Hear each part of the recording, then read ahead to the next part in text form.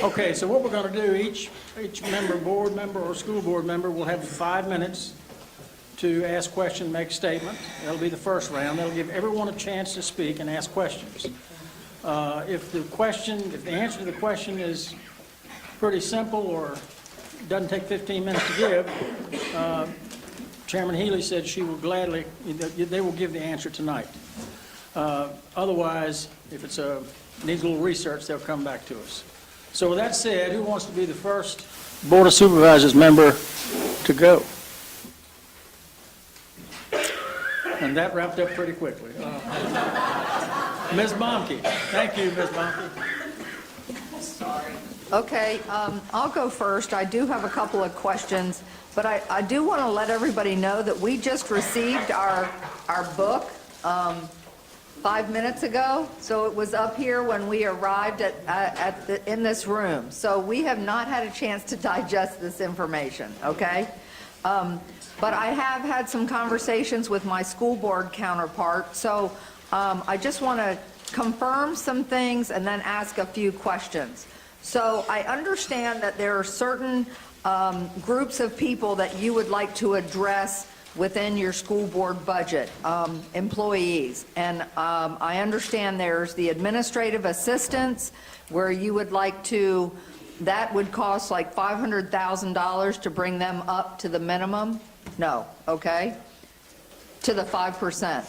Yeah, so the 500,000 is to try to get them, it's 1.2 million for all of the employees to get them to the minimum of the market for all those classifications that weren't done previously. So those are administrative assistants, administrators, bookkeepers, that whole set of, I think it's 103, 105 positions. Okay. So the 500,000 would be an initial start to, a phased approach to moving them to the minimum of the market. Now, the 5% would conceivably move them more towards the market as well.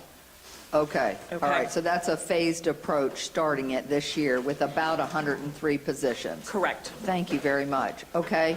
Also, you all have a plan in your budget to increase substitute pay, autism paras, and autism teachers to try to bring them up and then give them an additional stipend for the work that they do to the tune of about $800,000, roughly.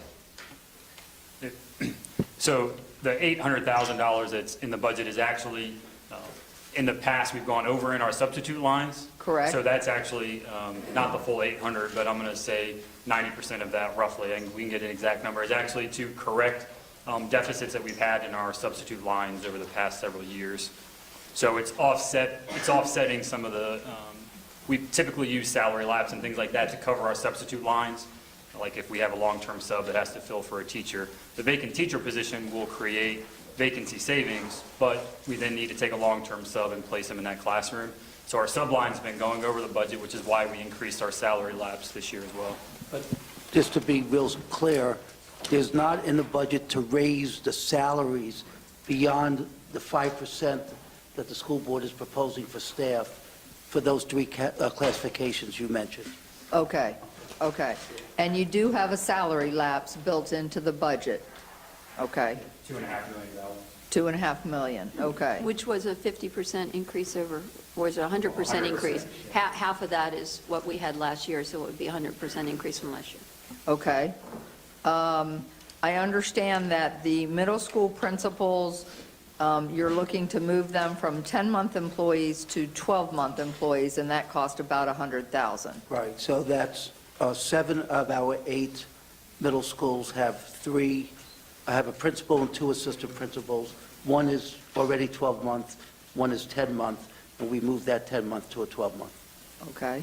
So that's not the principals. The principals are It's the 12 months. assistant principals. One of the 2 assistant principals. Right, right. Okay, and then Sarah addressed the nurses. The nurses, to bring them up to the median of the market is $250,000, roughly? The nurses have been on I'm not exactly sure what scale they've been on, and we're trying to move them onto the teacher scale, so they would be getting paid the same as what a teacher with the same amount of experience would get. And this is because they're registered nurses. Correct, okay, and that isn't a phased-in, that would address that. Well, my understanding from Ms. Healy was that we started phasing this in many years ago, and it was supposed to be 3 phases. We did 2 of those phases, and then we stopped. And so what we're trying to do is finish that phased approach this year. Okay, great. And then you also have a tranche of about 700,000 for those teachers that are at the 13-year mark and greater. Okay? And is that 13 through all of our steps? It's 13, right, exactly, 13 and above. It's 13 and above, okay. And where would we be raising them to? So all staff, all teachers would get 5%. They would get 5% plus an additional 1%. Plus an additional 1%, okay. All right, thank you. Ms. Hill, you have someone from your board that wants to speak? Or- Any volunteers? Thank you, Ms. Young.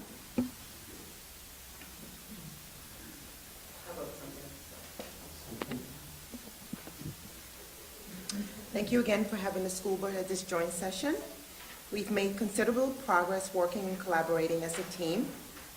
I've had the pleasure getting to know several of you personally. We care for our staff by respecting and by giving them a decent salary with pay increases to sustain themselves and their families. Our workforce is getting younger, and if they do not have a need to stay, they may leave. Additionally, some of our seasoned teachers state that if it was not for their spouse or partner, they would be unable to afford their home. We need to continuously attract, develop, and retain staff. That is why I advocate for 5% across the board for all staff, as well as an additional 1% pay increase for our teachers 13 years and above to bring them to market.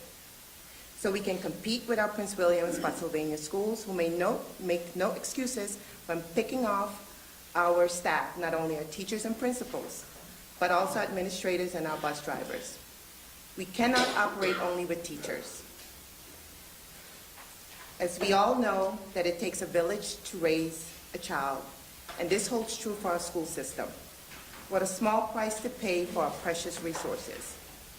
The county knows well about growth, and that we are now the 3rd fastest growing county, surpassing Prince William. This growth is welcomed, but we also need to ensure that we have enough room in our schools for incoming students, therefore enough teachers and staff. The students are becoming more and more diverse culturally as well as racially. Moving students from one part of the county to another does not solve the problem of diversity and infusion of culture. It is through the staff, especially teachers that spend the quality time teaching our children, need to begin to look like the students' population they serve, especially in Garrisonville. It is not by chance that Dr. Kisner was chosen to help with this change while moving the school system to nurture and care for our students so they can achieve excellence in education and to recruit, retain, and develop our staff and teachers. We need to continue to talk about security, task force, and school resource officers, but more importantly, we have an urgent need for counselors, social workers, and other support positions, not only to achieve compliance and to meet required staffing standards, but with an ever-increasing racially and culturally diverse population, we need the right resources. We need to educate the staff. We have to understand the sensitivities behind culture and diversity. In turn, I hope this will lead to a reduction in discipline disparities of students with disabilities of different culture or race, reduce the gap between the have and the have-nots, and eventually increase in equity and excellence in our education system for all students, not just for some. I yield the rest of my time. Thank you. Any board member? Jack? Thanks for the presentation, Dr. Chase. And I'm going to cut right to the chase right now, if I can use your name in vain.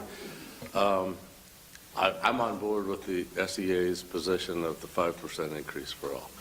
Now, I've noticed that your budget's both Dr. Kisner's budget and then the school board's approved budget vary a little bit deviated a little bit from that 5% for all. And I'm also advocating for a 5% parity pay raise for all county employees to go along with that. I'd like both sides of the street to get the same raises every year. So, having said that, Dr. Kisner's budget included, I think, just a 3% pay raise for some administrators. It also, then the school board's budget included the extra 1% for the teachers 13 and over. So, my question is this, because to get to the 5%, the numbers that I'm coming up with here would cost on the county side an additional $1.6 million, which is about a penny on the tax rate. Almost exactly, $1.6 million. For the schools, to get to 5% for all, not 3% for some, not 6% for some, but 5% across the board, would, I'm told, would cost about $4.4 million additional, above and beyond what your budgets have for your employees, okay? So the two of those equal 4.4 and 1.6 is $6 million. I'm pretty sure my math's good on that, just even in my head. So to do that, we would be looking at, and if we cut nothing else out of your budget or our budget, then we'd be looking at approximately, what, a 3.5% increase in real estate taxes, and go to 102.5 or something like that, I think. Is it 2.5 or 3.5? 3.5. 3.5. Okay. So, here's my question. Are my numbers correct in terms of your side of the street? Let me ask it direct, okay, Dr. Kisner. How much of an increase in funding do we, the county, need to provide for all school employees to get that 5%, and not taking anything else out of the budget at this point, but knowing full well that some accommodations may have to be made depending on what we can arrive at. I would just, and if you can't get it right now, I understand, but that would be a really good number to have when we're setting the tax rate tonight. Okay, so if I understand the question correctly, a 5% for all staff, Across the board, across yes. the board No, for no, the school side, yes. would be $10,666,861. Okay, and what was the budgeted raise in that category? Well, that's what the school board Do adopted. do you mean the county No, administrators? the school board adopted the 5% for some and the 6% for No, some. the- So the additional 1% that they, so just for the 5%, it's the number I just stated, the Okay. additional 1% was around $797,000 above that. Okay. Now, so I think that still goes along with the calculations. In the additional money that we could provide to you would guarantee that. Is your priority going to be to make sure that that number gets taken care of first and not some other? Understand that, we maybe have to sacrifice positions or programs or buildings or something else, but I just need a warm fuzzy on, if we transfer X amount, we can get everybody a 5% raise. I would, my one caveat would just be the change in the SOQs for counselors.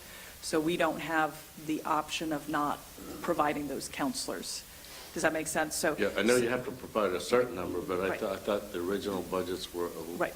Sure. over and above that. Sure. Okay. Yeah, but what I'm saying is that we'll get from the state 65% of the salaries for the SOQ counselors, and then we have to come up with the other 35%. So that's not a choice for us, so, Yeah, right.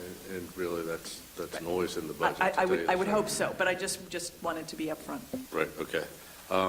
And I'm looking at your reduction pages, but are there any reductions or eliminations of programs or were any considered that you have?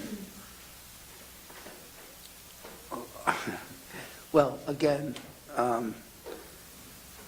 you started off by saying, why did I, or you didn't ask the question, but you did make an accurate statement, that not that I did not want to give our administrators 5%, but I was also aware that before I presented the budget to the school board, I already reduced 40 positions that were recommended to me by building level and other central office positions. So I guess I'm just going to, it's obviously the school board's determination based on what is allocated to them. I do know that another goal that we have, which can never be minimized, is to make sure our students are learning to high levels and there's equity. And we are running in certain, definitely at the middle school, but in certain other areas, what I would say, and I don't use this word or this phrase a lot, very large class sizes. And in order to reduce that, that does require additional staff. And also, as Dr. Chase presented, we're anticipating 400 additional students. So we're trying to get our class sizes lower and also meeting the needs of those additional students. I would say it goes beyond just the standards of quality positions that we're being faced with the school counselors, that this would just be my recommendation to the school board, that we still need to have positions to meet the needs of our students in the classroom. And I'd like to add, there may be other mandated positions that we have to fill. Traditionally, special education is one. You saw the rising numbers that Dr. Chase presented of our special needs, special ed population, and we are required by law to meet those needs regardless of the cost. And particularly in the staffing areas, that is a challenge. So to the extent that we have federal and state mandates, you all know about the preschool. You helped us out there by getting the North Star facility and renovating it. But there are more and more demands being placed on us that are not funded, not funded by the state or the federal government. So we are going to be required to meet those demands. But I think it's very clear from the action of the school board that the school board is committed, to trying to give our staff a fair compensation. And right now, it's not, unfortunately.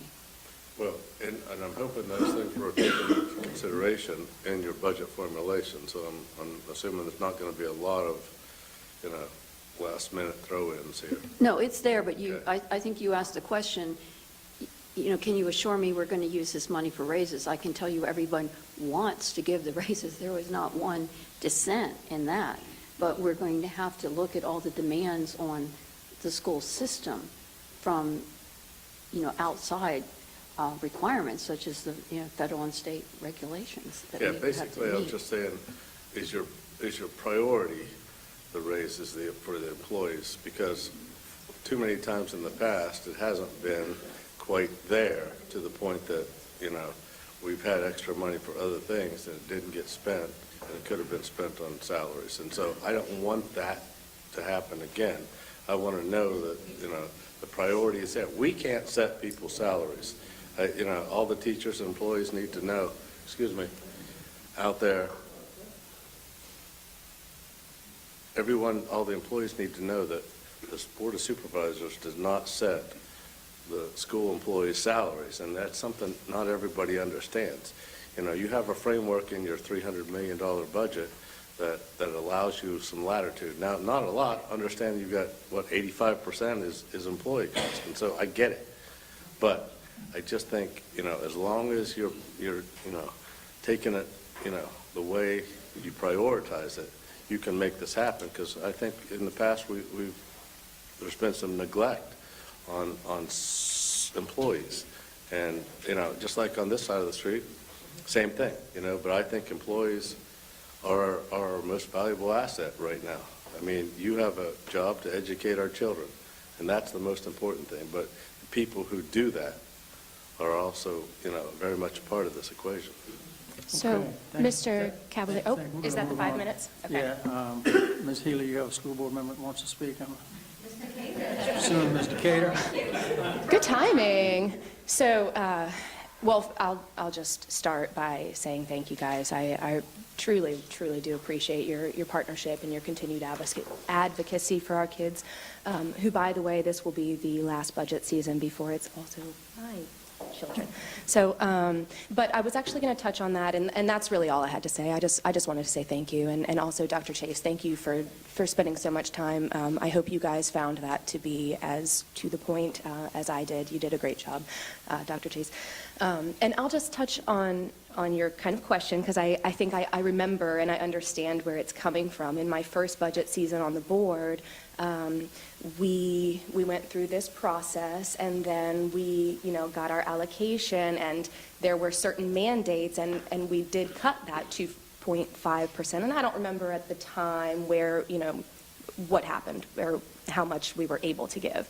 But in my second year, I remember last budget season, we worked really closely, and we were able to really hone in on what really are the mandates. What is that exact number that you need for the mandates plus the 2.5%? And okay, and by the way, then let's make sure that once that's funded, that 2.5% goes where we said it was going to go. And we were able to accomplish that by working so closely together. So we want to continue that into this year, but also I am hoping that this year we don't say, well, what are the mandates plus the 5%, and we're going to give you that and make sure it happens, because there's really a lot more that we need to do over and above the mandates for our kids and our teachers, and you guys heard the presentation and you get the point, but I am hoping that we don't just stick to what is that bottom dollar plus the 5% and we fund that. So I hope we can move past that this year, because each year we've just made a little bit more progress, and I've so appreciated that. So that's all I have to say. Okay, Mr. Cohen. Thank you, Mr. Chairman. Again, thank you for coming. First, I've heard from people who were involved in the budget and gone to the workshops and whatnot, that this budget process was extremely transparent and was very clear. I think that goes to the leadership from Dr. Kisner and the excellent people he has on his team, Mr. Fulmer, Brenda O'Brien, and their team, and their professionalism. And so that is very much appreciated. I am disappointed that I didn't get to spend my Saturday evening going through this, since the glow dance was canceled. And so I wasn't out dancing on a gym floor. But so it would be nice to have this so that we can look at it in a timelier fashion. One of the things that I just want to say that I'm very thrilled about is the fact that in the budget is the fire training class, which is vitally important to this county. When I do ride-alongs and when I talk to our volunteers and our paid fire staff, they all comment that this program in the past was vital and necessary. So I hope that as this moves along, that your board has as much of a commitment to this program as we do, because this is career education and it helps with volunteers, and by having people who know the county, it helps us a great deal, and by having people who volunteer, that frees up money elsewhere that might be spent in an area that you might like.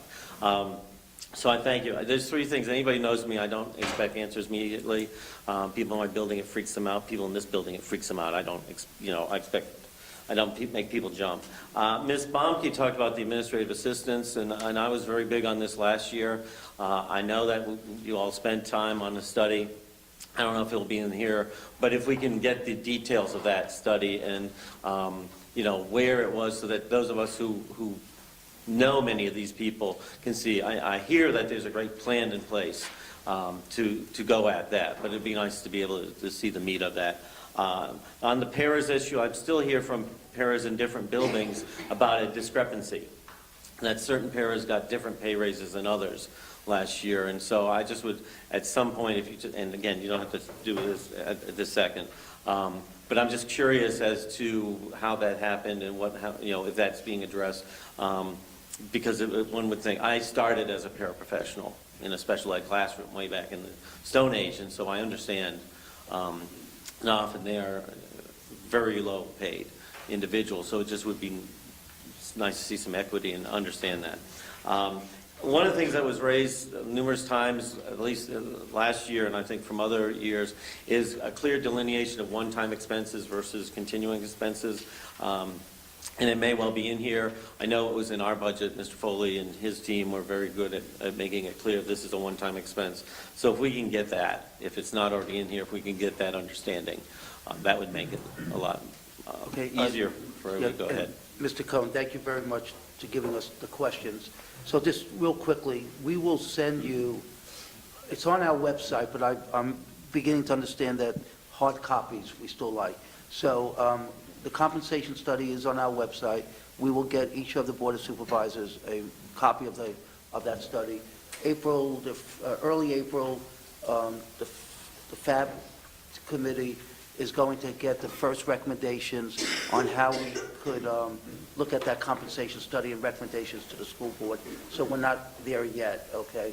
And the third one, we'll get back to you, okay? And I appreciate that. And you know, last year, which was my first budget year, between my going through the budget and other people going through the budget, there was over 3 pages worth of questions and whatnot. And I didn't get to say anything to Chris ahead of time, but, you know, this year it was less than a page, and there's compliments on a good half of the page. So, and I attribute that to your leadership and to the team. I know Chris, I know Brenda, I know a lot of the people over there, and they're very professional. So I just want to make sure that you realize that, you know, it's understood.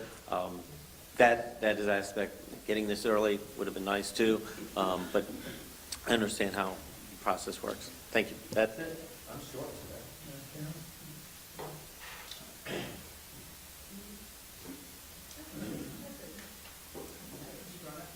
One of the things I was going to talk about, so that worked out great. Again, thank you to Dr. Chase, and thank you for having this discussion. And I think one of the things that was talked about that was addressed is the cooperative spirit, and that we need to go forward with a plan. And so I just wanted to make some observations.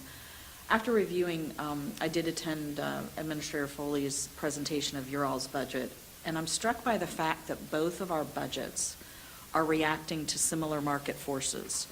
First, Stafford has become Northern Virginia in terms of its population growth, its demographics.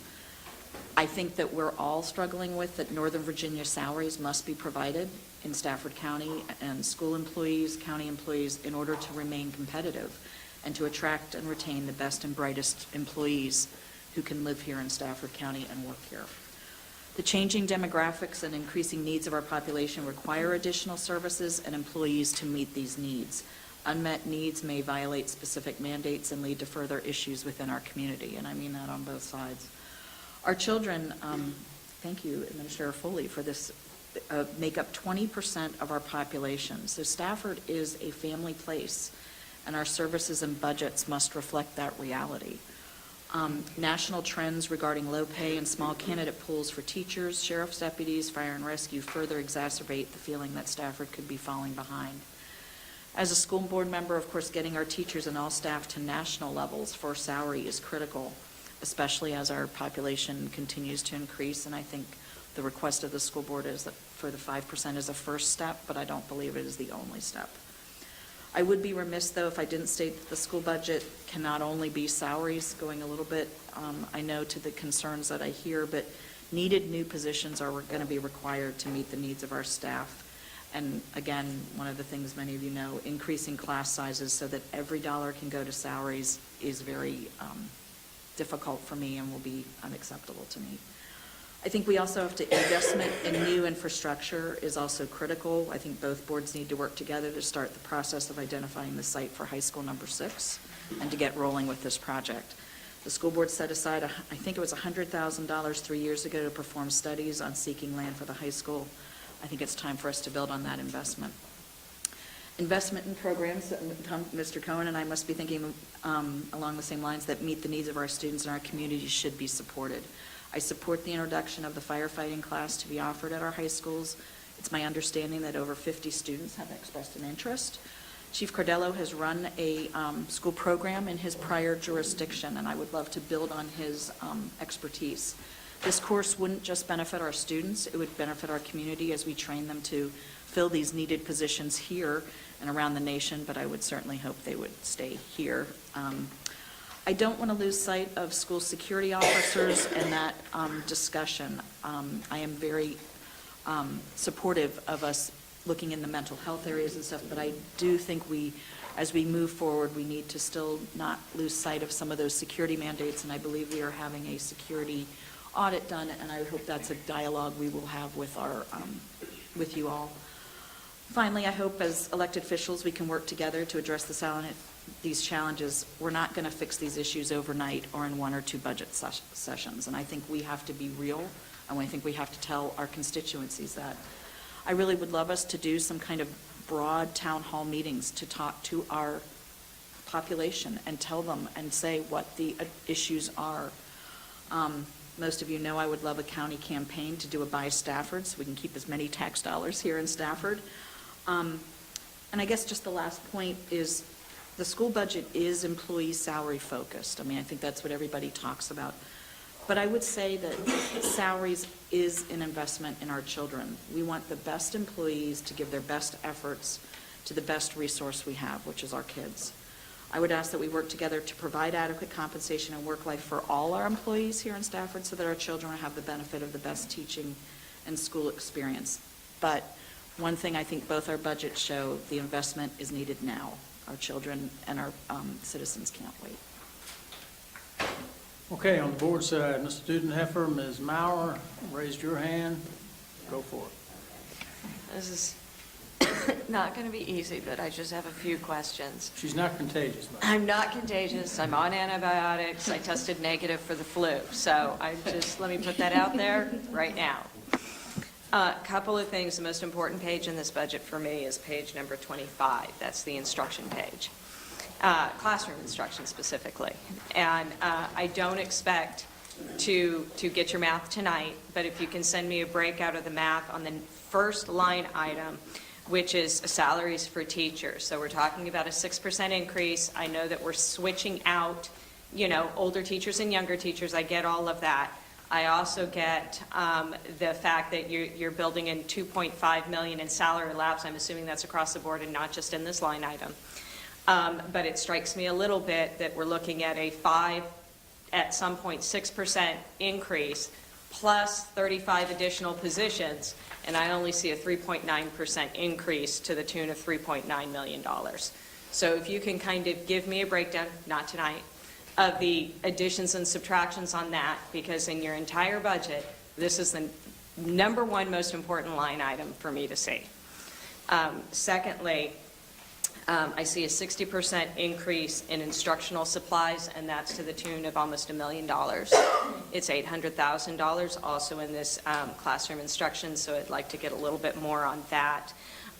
The other number that struck out at me was the $1.8 million increase in the retirement for VRS.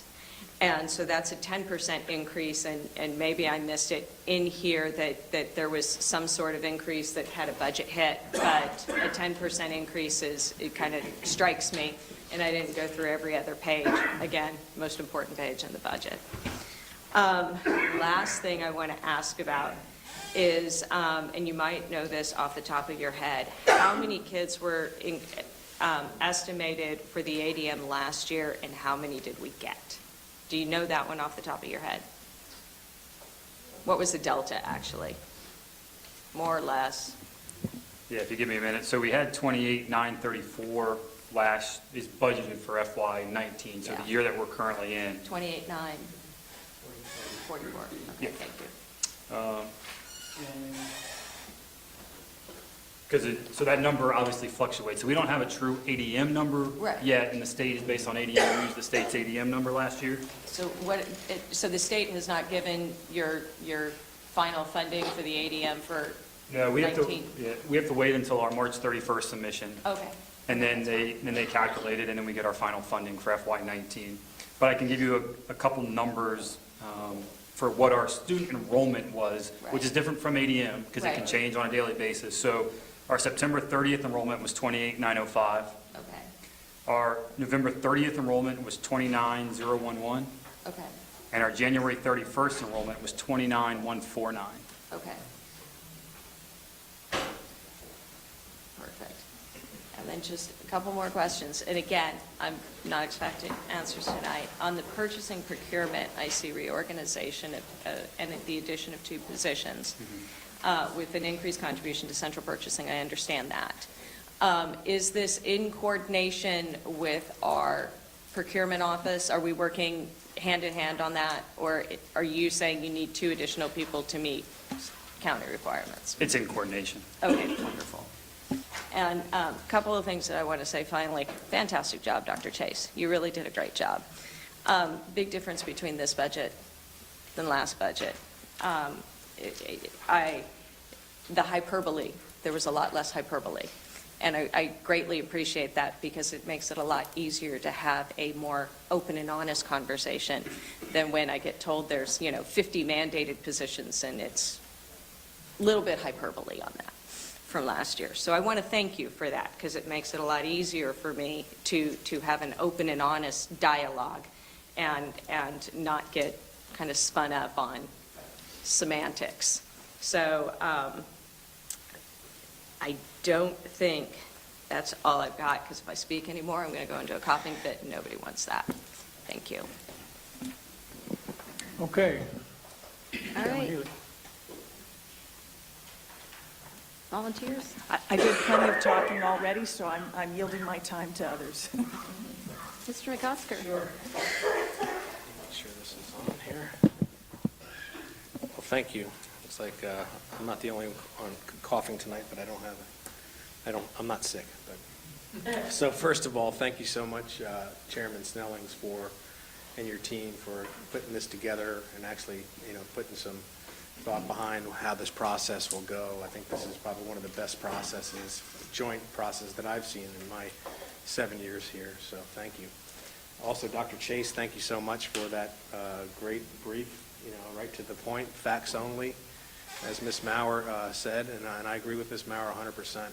And that also extends to the team, to the finance team for giving you the data to support that with Dr. Kisner, and I really appreciate it. And thank you, Dr. Kisner and Mr. Foley for getting the team together.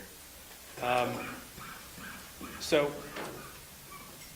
the bottom line up front, so the bluff is that, the staff put together and the school board approved a budget that we're asking for a local increase of 8.7. I think, Jack, that's where you were talking about, 8.7 to fully fund the 5% raises across the board, along with the 1%, along with the nurse scale adjustment, along with the new positions,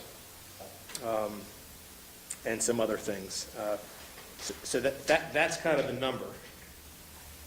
That's their nirvana for the school board, and I think for our team that work in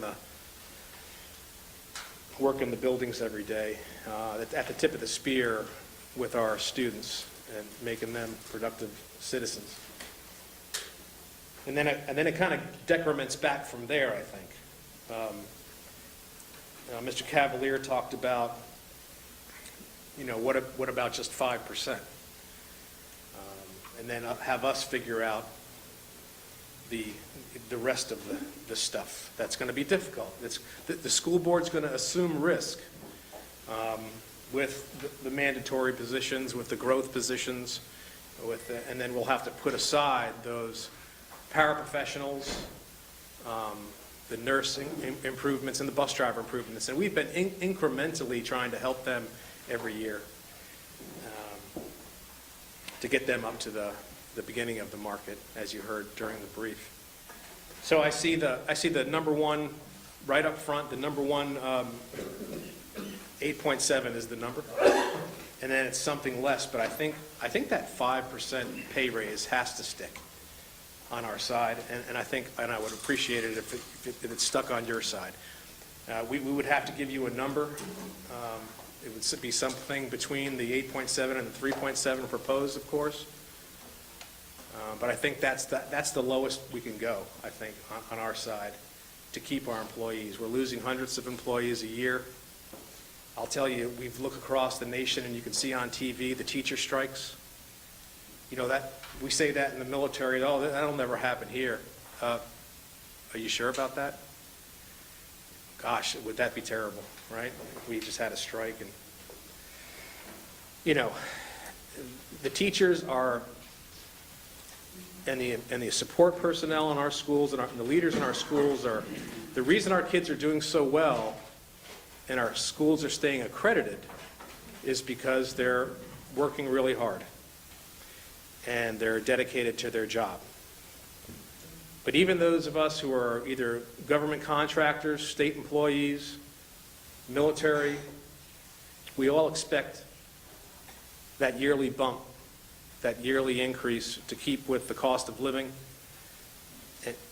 and other things like that that make life nice when you're a professional with a 4-year degree that you've worked hard for,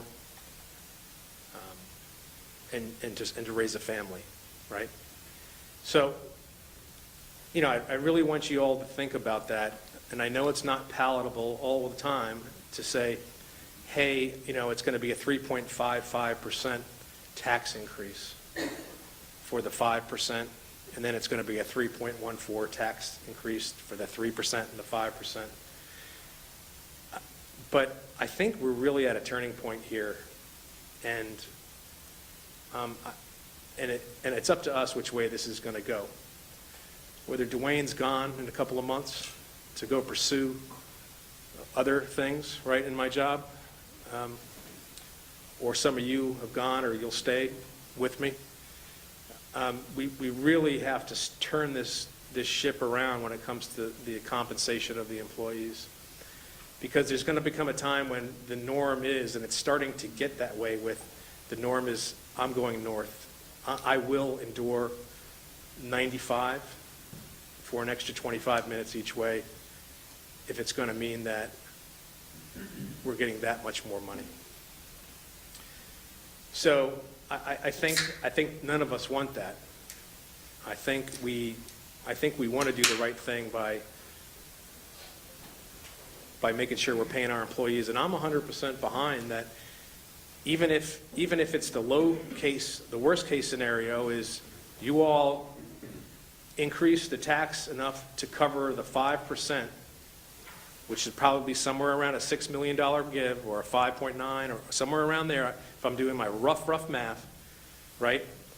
And you put it in a resolution, you send it over to us, right? And you say, hey, we did our job, the school board, you need to do yours. And I understand Mrs. Healy's been around forever, and she's an expert, right? Right? I'm not trying to be mean about that. You're commenting on my age, Mr. McCosker. No, I did not. Did I say anything with the A word? I did not say the A word. Well, they asked me, how can you be 50? How can you be 55 with no wrinkles? Fat. So anyway, I think that's it. I think 8.7, and I think the 5% is the lowest I think we want to go. Thanks. Ms. Shelton? Thank you. I have several questions that I want to ask, and first of all, I want to say that we talk about all these different numbers, and I would think across our country, we do not pay teachers, educators enough, period. So we could slice and dice the numbers and try to figure out what that's going to be and what it's going to look like, but the bottom line is we absolutely do not. And so my interest is, what is our priority? And so why I'm asking that is because we have a really huge budget. We have the ability to be able to go and pay people these things, but we have to make, in my opinion, no, not in my opinion, by God, we have to make better decisions about how we spend our money. For example, I know that we the county, and I include the school board in that, we the county had a study that was done looking at the programs in Stafford County Public Schools to see what was the value of those particular programs, which ones could we drop. I still haven't seen that, and I think it's important for us to know and for our constituents to know. Everyone wants to know, where's the value of these particular programs, and I haven't seen that. So that's one question. It's what programs are not efficient? What are we going to drop? All right, the second thing I wanted to talk to, and and I think several of you guys have talked about the behavioral issues that we have within every school system, every school system. And so we've had significant behavioral issues that we tried to address, and we talked about it in percentages. You guys go to all kinds of conferences. What are we going to do about that in our budget?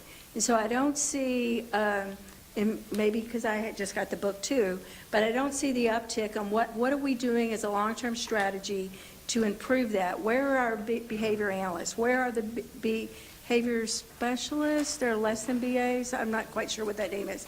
Where are these people? Because you don't, okay, I'll look at it in a minute. That's not the same as a counselor. No, it's not. Okay, I was going to say, I thought you were appointed counselor. I'm like, all right, sorry. Didn't mean to get into, I'm like, no, not counselors. Anyway, so back to, that is a really significant issue. So let's just go back and talk to it. You educators know this. If we don't get in front of these problems when these children are in kindergarten going forward, they become a society problem. So by us spending the money and doing things up front, we're going to get that. So my question to you guys is, where in the budget are we looking at it not just as an offset, but as a strategy to be able to improve the quality of life, not just for the students in the room, but all the students that have the problem, but how that impacts negatively the other students and the amount of time that a teacher has to do taking away from that to deal with those particular problems. So that's the second question. The third question, well, actually that kind of ties into it, but when you talked about the teacher retention, the governor had a teacher retention summit, and he did that because that's across the Commonwealth. So I appreciate the concern and looking at it, what it is for Stafford County, but that's across all counties. Everywhere has that problem. Everywhere has the problem of losing the one-year student or the teachers, and up to 4 years. I think it's like 50% of the teachers from this study, 50% of the teachers from this particular study, which I can share with you, left in 4 years. Now that's a big deal, and that has an impact on you, and I feel sorry for you guys because you have to resolve it. And so the reason I'm asking the question about this particular summit, I want you to think about not just giving me the information of this is what's going on here, but what are you doing as a board, what are you doing to improve the retention, knowing that it's really not about the money?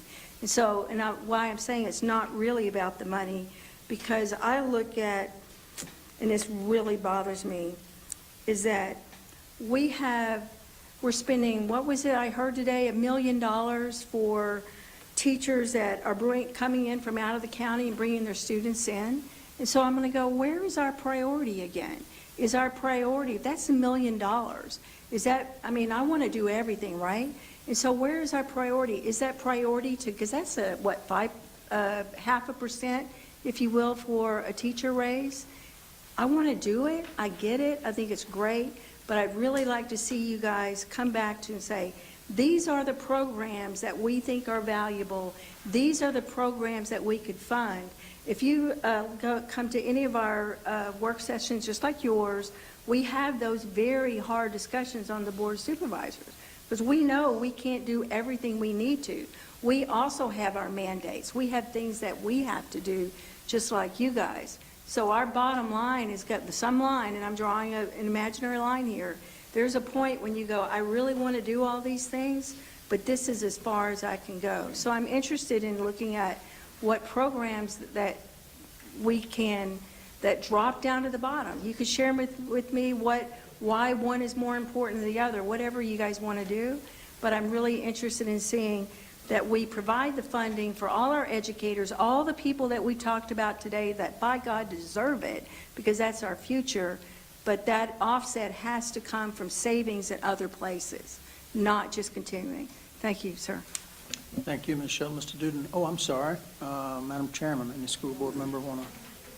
Dr. Chase, would you like to issue some personal comments? I mean, I know you're making the presentation on behalf of the board, but you're welcome to. If you want to pass, that's fine too. I think I'm going to pass, but thank you, yeah. Okay, thank you. All right, so that leaves me, right? Okay, well, I wouldn't say I've been here forever, but it has been a long time. I know many of you from the old days. I think 1 year, maybe about 15 or more years ago, Mr. Cavalier and I were chairman, and we got fully funded. The only budget that I recall where we were fully funded. But, it took a lot of working together and compromise, and I think we're in that direction right now.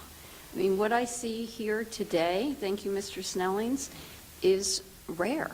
I mean, we are having a dialogue, and we're actually listening to each other.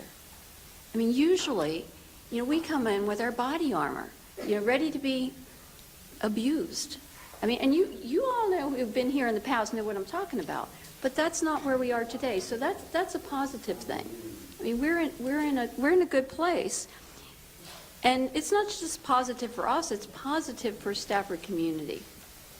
I mean, we started out, the title of our budget presentation is Investing in Stafford's Future, Creating a Journey of Excellence for All.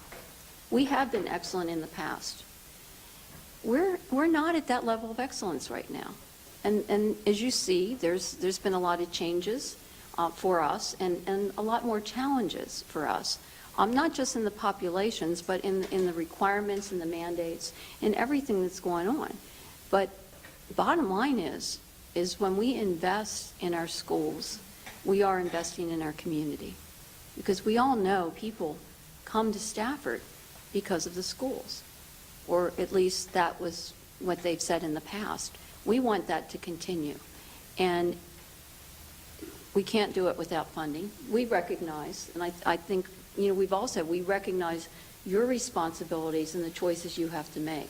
But I think you also recognize ours, that we are the advocates for the school system. We are the advocates for those 20,000 students, children in this community. We're the advocates for their parents.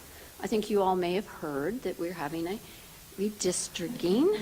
The important thing about that, though, is I haven't had one person come and say, please move me out of my school. I want to move. The parents are coming to us and saying, I love my school. I don't want to move. We love our teachers. We love the community there. So that is a tribute to our staff, to our teachers, our administrators, the whole school. But we do have a challenge, and the challenge is going to be to retain the staff we have and to continue to attract staff in the future. And Ms. Shelton mentioned the 50% leaving in 4 years. That's nationwide. That's not just here. But if somebody leaves us, they're going to go somewhere they can make more. They're not going to leave somewhere they're making a lot more money to come here, unless perhaps a spouse got a job close by or there was a reason to move to Stafford. So we need to invest in our staff, and I think the 5% across the board is something that we're all, committed to. However, as has been mentioned, we're going to have to make other commitments as well. I mean, we can't avoid the mandates. We can't, in good conscience, have huge classes. That's not going to help anybody. That's not going to help a teacher to give them a 5% raise and say, oh, by the way, you're going to have a lot more students there, because that's just going to put more stress on them. So we're going to, we have to balance.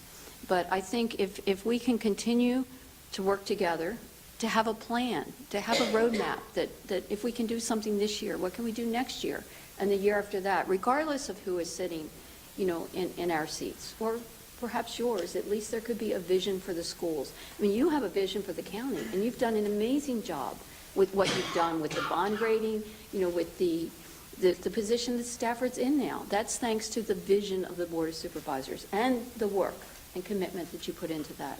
And I would just ask that you commit to a partnership with the schools to move forward. And if we can get the 5% this year, that would be a start. But it's, as Ms. Young and others have said, it's not going to end there. This is a journey. I would just like to address Ms. Shelton's question about the programs, because we do talk about our programs, and it's difficult because every program meets a need. And Mr. Cohen commented on the firefighting program. He's glad we put it in. Well, that was a struggle. That was a struggle on the board to consider the cost to us, even though you all offered graciously to fund half of that, there's a cost to us. Do we add this program for approximately, what is it, about 140, thousand on our side, more or less, that will, accommodate 50 students with a great need for it and be of value, or do we spend that money somewhere else? So this year, the board put it in. Last year, the board couldn't justify the expense. So I know you'd say, well, you're going the wrong way, you're adding. We do need to look, but if you look at our programs, they all meet needs. And I don't know personally, how I could say, cut this and not that because, these children need this and these children grow. That's part of the value, the beauty of Stafford County Schools is that we do meet so many children's needs. So I'm probably over my time. I apologize. You're fine. Mr. Thank you, Sines. Madam Chair. Mr. Dubin. Woe to be last. I've got a unique perspective on where we are and where we can go. Because I did this for 6 years, and then I did it for 4 years down in Richmond. And I can tell you, you wouldn't like the way the sausage is made down in Richmond and how this works. It's so easy for them to just say, we're going to give you this amount per ADM, and there's no one that's going to sit in a room like this and talk to you about how the funding is and what happens. That's just not part of their mechanism for how they get to where they want to go. In fact, there's only a few people in that whole body down there who actually have a say in what happens. Most of the people don't even get a look at the budget until almost the very end, and it's pretty sad. So that weight of them ignoring their responsibilities falls directly on us, and it's always bothered me because whatever the difference, if you look at SOQs, no school system that I know of could run a quality school system on what the state says we need to run a school system on. And we would be woefully understaffed, we would be woefully underprogrammed, everything would be in a problem. So there isn't a person at this table who I don't respect and have had working relationships. If I drank, I could say we could go have a beer together. I'd feel very comfortable doing that, although I don't. So, but whatever, we'll go have a Coke. That Tricia and I go back a long, long way. Jack and I were on the board in 2006. I mean, the congeniality is better, but the process and everything we're dealing with is almost the same as it was in 2006 when I first got here. And I appreciate the congeniality, but the difference is you guys have a single focus and we have a broad base of a focus, and it becomes very difficult. We raised taxes 3 cents last year to fund a pay raise for the teachers. That was pretty much unprecedented. I made the case for the 3% pay raise. And the money didn't get allocated the way that I had desired that it get allocated. And now we're talking about another tax increase in order to afford this. I mean, there's only 2 ways to get there, is to raise taxes or cut. And Ms. Shelton, I think, did a great job of talking about the cutting side. But the raising taxes side is something we can't ignore the complexity that is associated with that. I mean, it's not as easy as, well, we want to have the best schools, so let's raise taxes. We have people on fixed incomes. I'm on a fixed income. I get rich off of this job, but other than that, I'm in good shape. So we raised taxes 3 cents last year. In order to meet what we're trying to do, we're talking about a 4-cent tax increase this time.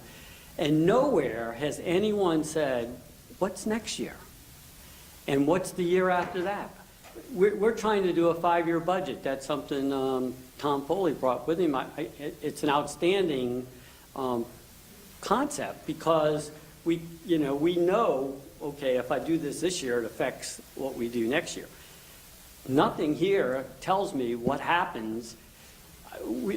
Does anyone believe we could sustain raising taxes 4 cents every year forever? I mean, we can't get there. So to me, this is not the best time in the world to be raising taxes again. And I won't be able to support that going forward.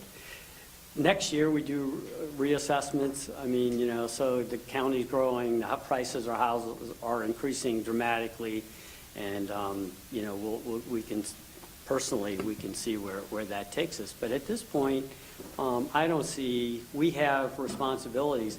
I can tell you, schools are important to me. My children went to schools here. I have grandchildren. I mean, I understand the importance of education. But I also believe we have other problems that are as important right now. You got to be able to get from school to school. We have kids in school buses that are on unsafe roads that get there. They're lucky if they get to school, if you want to ask my opinion. And you know how much money we're spending on that? Virtually nothing. We are totally ignoring one problem and are addressing only one problem. So I think it's our responsibility we have to get above the single focus and look at this umbrella that is Stafford County.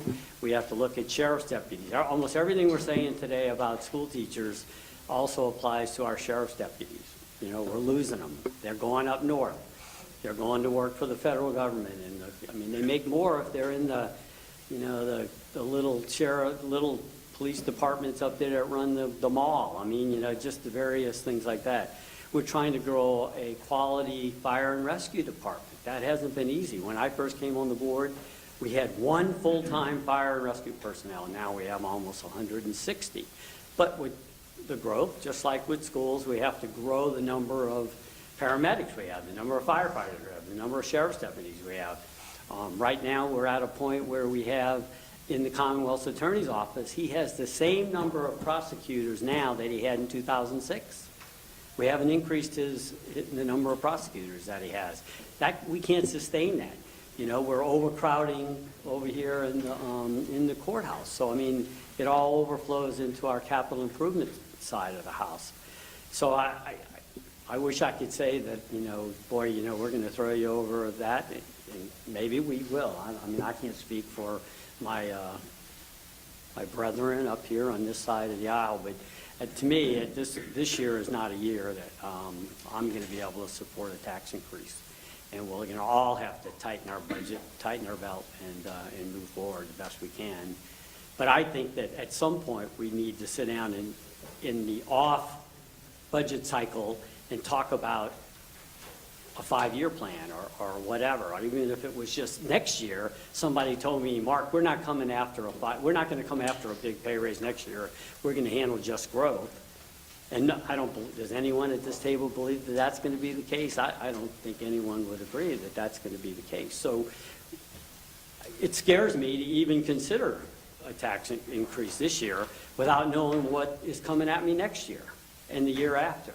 So we have to have a plan. I think we ought to have some discussions, just like we're having now, to talk about how we concurrently have a plan moving forward, not just a single year. This doesn't help us to just do this year. It gets us to May, and then we start all over again. We still have all the same problems. We're not solving our long-term problems. So I get told that I hate kids. I mean, I've been called every name and thing in the book. I don't like children. I must beat my grandchildren. I don't know, but that is absolutely not the case. I just feel a responsibility to the overall picture of what makes Stafford County a good community, and there are a lot of moving parts. So, but thank you guys. The congeniality is much better. I wish most of you could have been there at the first school board meeting. A meeting like this I went to, and it was like, I thought, well, certain people wouldn't even come in the room, and I thought that the others were going to throw stuff at each other across the tables. So Mark, is that the reason why I didn't see the grandchildren? Here. Okay, I think everybody's had a chance to speak. We're going to have a hard stop at 6:45, as we have a board meeting, and then I don't know how many people are going to speak, but I'm sure there are a few. So we're going to call the next 20 minutes free-for-all. Just raise your hand. We're not going back to the days when Mark and Jack were on the board the first time. We won't do that, but just, anybody who wants to speak, just raise your hand, you'll be recognized, Jack. I'll go ahead as the senior guy from this side, just like, although nobody's called me old yet tonight, but I do want to point out that Trish and I were both elected last century. Okay, think about that for a minute. Last century, we got elected. But you know what? It's not too different today from what it was 20 years ago, sitting in the same kind of forum, because the same issues we talked about back then. And you know, the first budget I came to with the school board,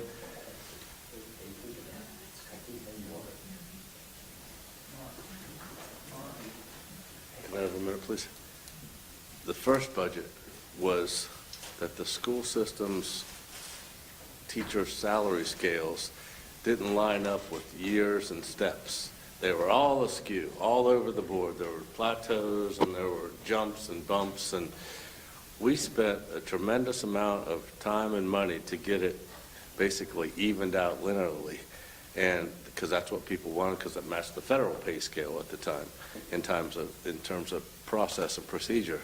And so some people ended up getting a raise of over 20% that year, and it was significant, and it did cost us a lot of money to do that, but it solved a lot of the problems, and basically, you know, things were very good for a while after that. And then all of a sudden things change, and you know, the more things change, the more they stay the same, because we're faced with the same issues again. But I really believe that now is the right time to look at the salaries again. Because if you look around what's happening across the nation, you know, 5% isn't a lot in some jurisdictions now. These teachers going on strike, and I agree with Dwayne, we don't want that to happen here. I mean, that, you know, and there's really no unions in Virginia, they say, but there's groups that act like them. And, you know, I was a member of the United Mine Workers Union, and they'd go on strike, and, you know, the family suffered for that, because of that. And it wasn't good for anybody. And so I don't think that's a good thing to do. But I think having this kind of process and this open dialogue, and everybody has been very civil tonight about this, and that's good, because we're not blaming, you know, each other for this problem. We're all in this together, but we can solve it. And it's just a matter of what our priorities are, and that's the most important thing right now. So keep that in mind, and, you know, I think we can get over the hump here. Thank you. Any school board members? I'll jump in. Oh, go ahead, Mr. Hazard, thank you. So I'll go kind of in a different direction. I think, as I said in my remarks, we both are dealing with growth.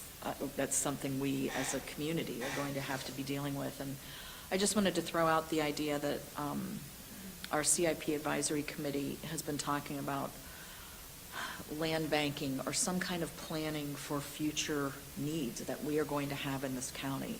We know we're going to need them, and we need to know where we need them. I don't want to get into all the proffer stuff. I know that there's changes.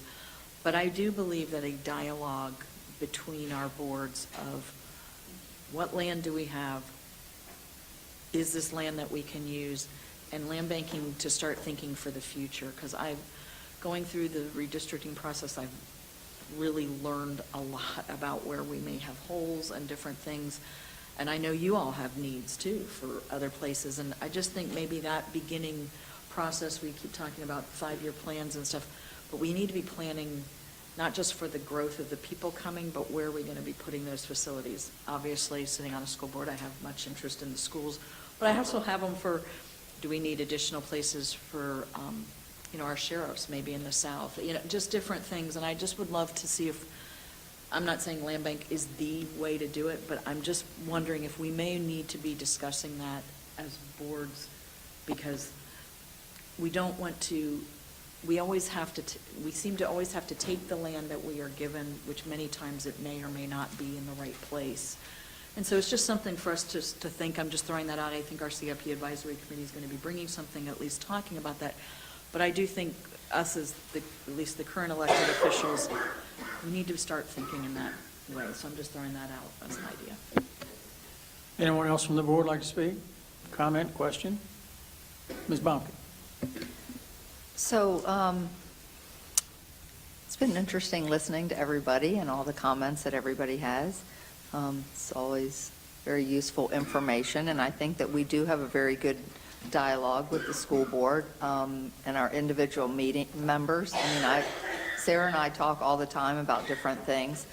But so since we just got this presentation, I do have a few questions. So just for example, we just had a presentation, our first work session on our budget, and we looked at the social services workload of our own budget because we made increases there last year based on workloads and how we compare to our comparative localities. So while I appreciate this particular slide, it tells me a story for Stafford County, but it doesn't tell me what's happening in your comparative counties. So, you know, you can tell any kind of a story you want with numbers, but for me to make an educated decision, I would have a hard time telling my constituents. They would say, well, I remember Ty Shiver would say, well, what's the so what factor? So how does this compare to other localities? I talked to some of my colleagues on the Prince William Board of Supervisors, and they say, well, we lose all of our teachers to Loudoun and Fairfax, you know, because of the cost to compete. So for me personally, I would love to have some more information on that slide and also on the licensed staff resignations. So this was what Stafford County looks like, but how do we compare to Spotsylvania and Prince William? You know, I hear stories that some go to Prince William to get the last 3 years of their before retirement. And then I also hear that some teachers go there and then they come back. The grass isn't always greener. So what do our resignations look like to your comparative counties that we use? And your counties might be different than the counties that we use. And what was the other one?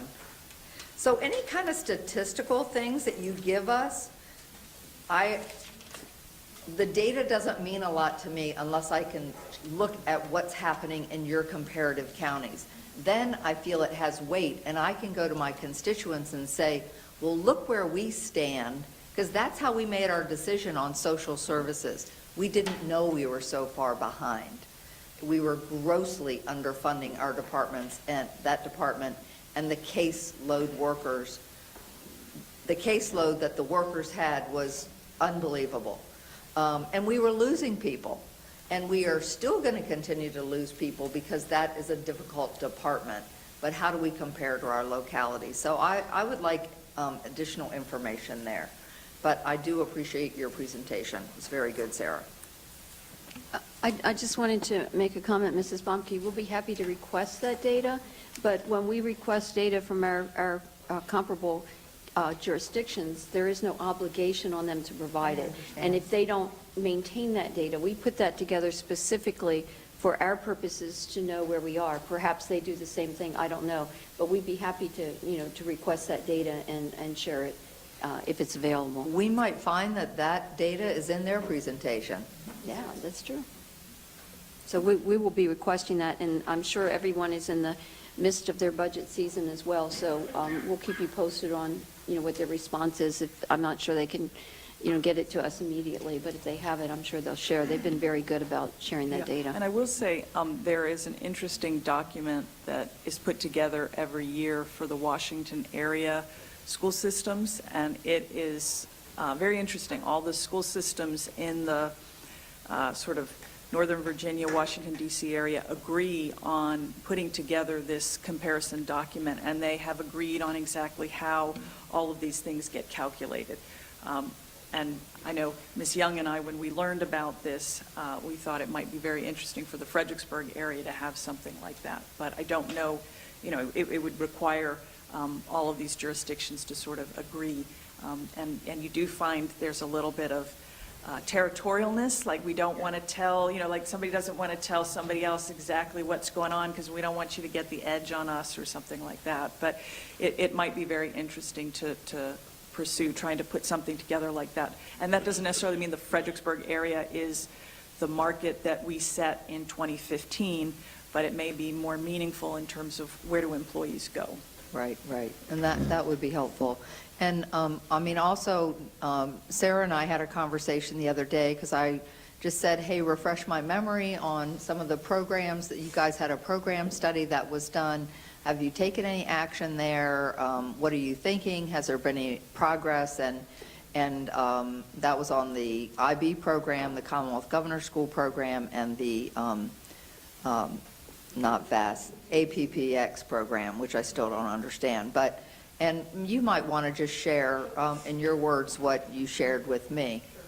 So we did receive, there were 3 reports done by our, I'm trying to remember the name of the subgroup, accountability and curriculum. Is that good enough? Okay. And they did 3 very comprehensive reports, and then we were given a presentation this past winter on that.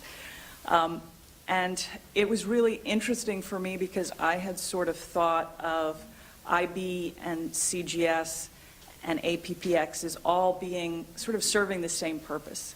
And what came out in that report or in that presentation was really they are all about trying to provide our students with opportunities to get an excellent education, but they aren't necessarily all targeting the same group of students. So CGS is very much, Commonwealth Governor School, is very much a program for students who've been identified or are identified as gifted.